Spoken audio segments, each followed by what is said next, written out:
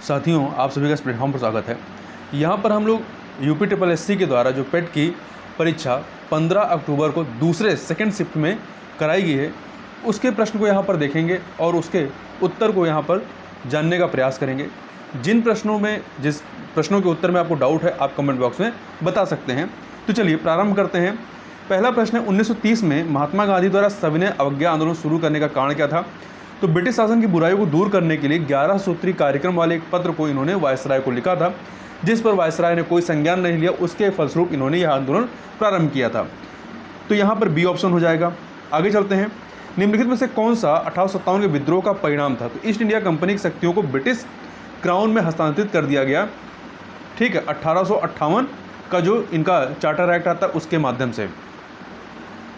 आगे बढ़ते हैं, क्वेश्चन नंबर 3 देखते हैं। क्वेश्चन नंबर 3 है, निम्नलिखित में से कौन पृथ्वी का सबसे बड़ा अंतःस्थलीय जल निकाय है? तो कैस्पियन सागर, यह एक प्रकार की झील है। निम्नलिखित में से कौन स्वतंत्र भारत का पहला भारतीय गवर्नर जनरल था? भारतीय गवर्नर जनरल की बात कर रहा है, सी राजगोपालाचारी थे और ये अंतिम गवर्नर जनरल भी थे भारत के। निम्नलिखित में से किस अधिनियम द्वारा वर्मा को भारत से अलग किया गया? भारत सरकार अधिनियम 1935 के माध्यम से। आगे देखते हैं, भारत को ब्रिटिश नियंत्रण से मुक्त करने के लिए भारतीय राष्ट्रीय सेना INA का गठन किसने किया था? मोहन सिंह ने किया था, जो बाद में सुभाष चंद्र बोस के नेतृत्व में आज़ाद हिंद फौज में परिवर्तित होती है। अगला है क्वेश्चन नंबर 7, सागौन के जंगल भारत के निम्नलिखित में किस राज्य में पाए जाते हैं? तो ये मध्य प्रदेश में पाए जाते हैं। कहाँ पर? मध्य प्रदेश में पाए जाते हैं। सामान्य वर्षा में अचानक वृद्धि हो जाती है और कई दिनों तक लगातार वर्षा जारी रहती है। इसे मानसून का क्या कहते हैं? प्रस्फोट या फटना कहा जाता है। C option. आगे बढ़ते हैं। GMT का पूर्ण रूप क्या है? ग्रीनविच मीन टाइम है। ग्रीनविच मीन टाइम है। प्रति 1000 लोगों पर जीवित जन्मों, यहाँ पे जीवित जन्मों की बात की गई, जीवित जन्मों की वार्षिक संख्या को किस नाम से जाना जाता है?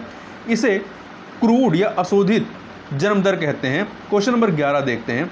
1969 में कितनी प्रमुख निजी बैंकों का राष्ट्रीयकरण किया गया था? कुल 14 बैंकों का राष्ट्रीयकरण किया गया था। 1991 के आर्थिक सुधारों के बाद किस उद्योग में विशेष रूप से सार्वजनिक क्षेत्र के लिए आरक्षित थे? कौन से उद्योग? तो परमाणु ऊर्जा उत्पादन वाले उद्योग। आगे बढ़ते हैं।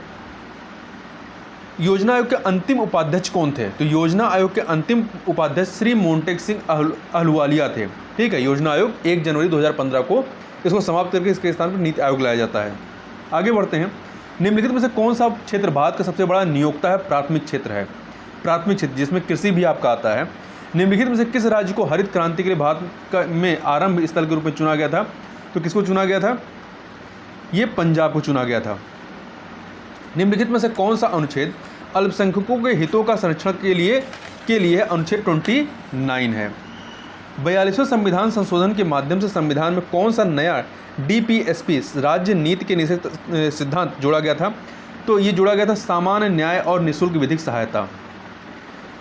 क्वेश्चन नंबर 18 है, निम्नलिखित में से कौन सा मौलिक कर्तव्य है? तो देखिए, सार्वजनिक संपत्ति की सुरक्षा करना, वैज्ञानिक दृष्टिकोण और मानववाद विकसित करना, भारत की संप्रभुता, अखंडता और एकता की रक्षा करना, ये सभी के सभी मौलिक कर्तव्य हैं। तो ए ऑप्शन हो जाएगा आपका। क्वेश्चन नंबर 19 देखते हैं। सभी अम्लों में समान तत्व क्या है? तो सभी अम्लों में समान तत्व जो है आपका हाइड्रोजन होता है। नॉनस्टिक खाना पकाने के बर्तन किससे लेपित होते हैं? टेफ्लॉन से लेपित होते हैं। अनुच्छेद 245 के अनुसार संसद का कार्य क्या है? संसद का कार्य जो है वो कानून बनाना है। क्या है? कानून बनाना है। सरकारी आयोग निम्नलिखित में से किससे संबंधित है? तो ये केंद्र और राज्य संबंधों से संबंधित है। प्रकाश वर्ष, लाइट ईयर किसका एक माप है? तो ये तारकीय दूरी का एक मात्रक है या दूरी का एक मात्रक है। मैथ के प्रश्नों को देखें तो इस क्वेश्चन को 24 नंबर इसको आप सॉल्व करेंगे तो कितना उत्तर आ जाएगा इसका? 7.9। ए ऑप्शन सही हो जाएगा। अगला है, एक परीक्षा में 70% अभ्यर्थी भौतिकी में उत्तीर्ण हुए और 80% अभ्यर्थी तर्कणा में उत्तीर्ण हुए। यदि इन दोनों विषयों में 55% अभ्यर्थी उत्तीर्ण हुए तो दोनों विषयों में कुल कितने प्रतिशत अभ्यर्थी अनुत्तीर्ण हुए? तो कुल 5% जो है ये फेल होते हैं। निम्नलिखित में से कौन सबसे बुद्धिमान स्तनधारी है? तो आपका डॉल्फिन है। पौधों का विकास किससे प्रभावित होता है? तो ये प्रकाश की तीव्रता, प्रकाश की गुणवत्ता, मात्रा और अवधि से। दिए गए चित्रों, दिए गए भिन्नों 4/9, 5/7, 11/13, 13/17 में से सबसे बड़ा कौन सा है? तो इसे सॉल्व करेंगे तो आपका आ जाएगा 11/13, ये डी ऑप्शन। क्वेश्चन नंबर 29 देखते हैं। यहाँ पे √9 माइनस 4 √5, इसको सॉल्व करेंगे तो ये आ जाएगा √5 - 2, बी ऑप्शन हो जाएगा। 308, 125, 45, 120 और 102 का औसत जो है ये कितना आ जाएगा, 140 आ जाएगा। ए ऑप्शन आपका हो जाएगा। आगे बढ़ते हैं, स्थावर का विलोम क्या हो जाएगा, जंगम हो जाएगा। बिल्ली को पहले ही दिन मारना चाहिए, इसका मतलब क्या है, भय का समन शुरू में ही कर देना चाहिए। स्वल्प का संधि विच्छेद क्या होगा, शूधन अल्प हो जाएगा। क्या हो जाएगा, शूधन अल्प। इति का सही अर्थभेद क्या है, इसका है समाप्ति विघ्न। इति मतलब समाप्त और इति मतलब होता दूसरे विघ्न होता है। ईश्वर में विश्वास रखने वाले को क्या कहते हैं, आस्तिक कहते हैं। क्या कहते हैं, आस्तिक कहते हैं। क्वेश्चन नंबर 6 को देखें तो यहाँ इंग्लिश का पैसेज दिया गया है। इस इंग्लिश के पैसेज को आप पढ़ेंगे और इसके आधार पे जो प्रश्न है उन प्रश्नों को देखेंगे। तो प्रश्न है 36 number, according to the passage what do school children gift their teachers. तो इन्होंने इसका उत्तर क्या हो, thank you card, C option. According to the passage is Valentine Day officially holiday, तो यहाँ पर C option no, official holiday नहीं होता है। Choose the correct synonym of tame, तो इसका क्या होगा, इसका जो सिनोनिम होगा वो हो जाएगा आपका ट्रेडी, सॉरी ये क्या, एक सेकेंड, सिनोनिम टेम का क्या हो जाएगा, डोशिल हो जाएगा, DOCILE, B option. Choose the correct antonym of rapid, इसका क्या हो जाएगा, टार्डी हो जाएगा, उल्टा tardy. Give one word substitute for the following, one who is indifferent to pleasure or pain, stoic, जो दुख और सुख में एक ही जैसा व्यवहार करे, स्टोटिक। आगे है, एक तस्वीर की ओर इशारा करते हुए ए ने अपने दोस्त बी से कहा, वह मेरी माँ के पिता की इकलौती बेटी है। ए फोटोग्राफर जो है, फोटोग्राफर वाले व्यक्ति से किस प्रकार संबंधित है। ए जो है फोटोग्राफर वाले व्यक्ति से किस प्रकार संबंधित है, बेटे के रूप में, ठीक है, ए ऑप्शन हो जाएगा। आगे बढ़ते हैं, दोनों कथनों को पढ़ें और तय करें कि निम्नलिखित में से कौन सा उत्तर जो है विकल्प इन दोनों कथनों के बीच संबंध को सही ढंग से दर्शाता है। तो यहाँ पर आप पढ़ेंगे तो दो कथन क्या है, लैपटॉप निर्माण कंपनियों ने हाल ही में लैपटॉप की कीमतों में वृद्धि की। दूसरा, सरकार ने हाल ही में लैपटॉपों पर शुल्क बढ़ाया। तो इसका जो सी कथन है कि कथन 2 लैपटॉप पर कीमतों में वृद्धि और कथन 1, इसका कथन 2 जो है कारण है कि सरकार ने हाल ही में लैपटॉप पर शुल्क बढ़ाया जिसकी वजह से कंपनियों ने लैपटॉप की कीमतों में वृद्धि की। तो यहाँ पे सी ऑप्शन आपका सही हो जाएगा। आगे बढ़ते हैं अगले क्वेश्चन पे, क्वेश्चन नंबर 43। भारत गौरव पर्यटक ट्रेन को जून 2022 में रामायण सर्किट के हिस्से के रूप में भारत और किसके बीच हरी झंडी दिखाई गई, नेपाल के मध्य, भारत और नेपाल के मध्य में। भारत ने दोनों देशों के बीच मजबूत और दीर्घकालिक साझेदारी के निर्माण के लिए चल रहे प्रयासों के तहत निम्नलिखित में से किस देश को 75 एम्बुलेंस और 17 स्कूल बसें उपहार में दी, नेपाल को। निम्नलिखित प्रश्न में दिए गए विकल्पों में से असंगत का चयन करना है, जो असंगत हो। तो 701, 101, 301, 401 में 401 जो है ये असंगत है, डी ऑप्शन। 1 जनवरी 2006 को रविवार था। 1 जनवरी 2010 को सप्ताह का कौन सा दिन था, शुक्रवार था। कौन सा दिन, शुक्रवार था।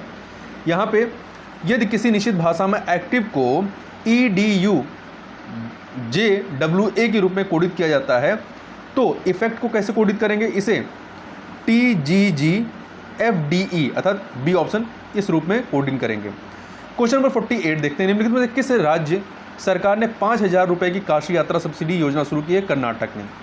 जून 2022 में भारत ने निम्नलिखित में से किस देश के साथ कॉमनवेल्थ डिप्लोमेटिक एकेडमी प्रोग्राम की घोषणा की है, यूके ने। कंपनी ने IAF के हेलीकॉप्टरों के लिए ADS की आपूर्ति हेतु एक बेलारूसी कंपनी और उसकी सहायक कंपनी के साथ एक समझौता ज्ञापन पर हस्ताक्षर किया, किसने, भारत इलेक्ट्रॉनिक्स लिमिटेड ने, सी ऑप्शन। निम्नलिखित में किस भारतीय राज्य ने नारी को नमन नाम से एक नई योजना शुरू की है, तो ये हिमाचल प्रदेश ने प्रारंभ किया है। क्वेश्चन नंबर 52 देखते हैं, प्रधानमंत्री नरेंद्र मोदी ने निम्नलिखित में से किस जिले में डॉक्टर संपूर्णानंद स्पोर्ट्स स्टेडियम में एक कार्यक्रम में 1800 करोड़ रुपए की योजनाओं का उद्घाटन और शिलान्यास किया है? बनारस में, वाराणसी। A option. किस संस्थान ने India's booming gig and platform economy शीर्षक से एक रिपोर्ट जारी की? किसने जारी की है? नीति आयोग ने। नीति आयोग ने निम्नलिखित में कौन सा राज्य सिंगल एंट्री मल्टीपल एग्जिट के विचार पर एक एजुकेशन टाउनशिप बनाने की योजना बना रही है? उत्तर प्रदेश। कौन बना रहा है?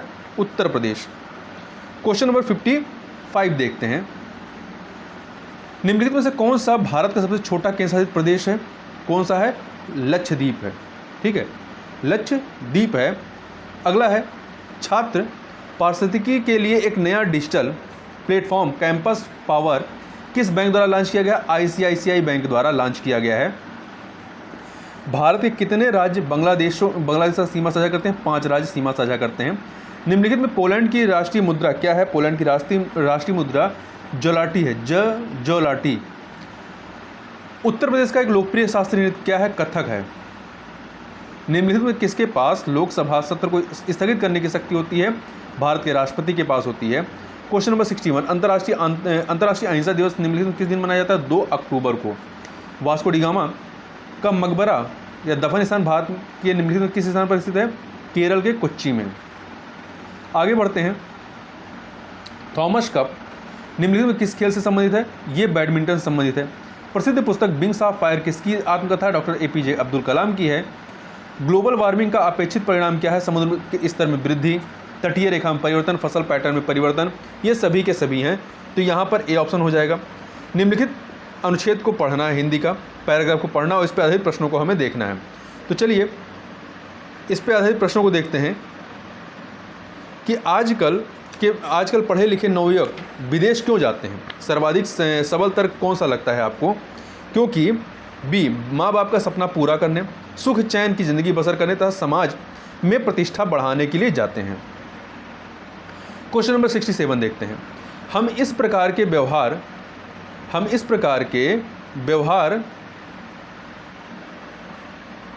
से वे हमारे साथ कैसे रह पाएंगे?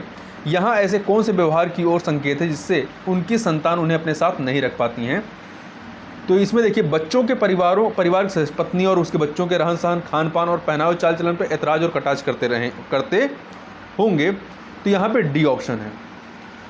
विदेश में जा बसे बच्चों के व्यवहार परिवर्तन के लिए कौन दोषी है? अनुच्छेद को ध्यान में रखते हुए सर्वाधिक प्रबल तर्क कौन सा है? अधूरे जो संस्कार हैं वो सर्वाधिक जिम्मेदार हैं। विदेश में जा बसे बच्चों के माँ बाप अपने द्वारा भोगे जाने वाले कष्ट और दुश्चिंताओं की चर्चा किसी से क्यों नहीं करते? जग हंसाई से बचने के लिए। बच्चों की शिकायत है कि माँ बाप पत्नी और बच्चों के साथ एडजस्ट नहीं करते और अपनी पुराने ज़माने की चीज़ों को यहाँ थोपना चाहते हैं। इसके लिए कौन सही में दोषी है? 2 पीढ़ियों का जो अंतराल है वो दोषी है। आगे बढ़ते हैं। निम्नलिखित अनुच्छेद को फिर से पढ़ना है, मतलब अगला अनुच्छेद है, हिंदी का पैसेज है, इसको पढ़ के इस पर आधारित प्रश्नों को फिर से देखना है। तो क्वेश्चन नंबर आप 71 ये आप पैराग्राफ पढ़ेंगे और फिर क्वेश्चन नंबर 71 को देखेंगे। आज के बुजुर्गों के लिए बदलते समय की कौन सी सर्वाधिक मांग है जिससे वे चैन से अपना बुढ़ापा काट सकें?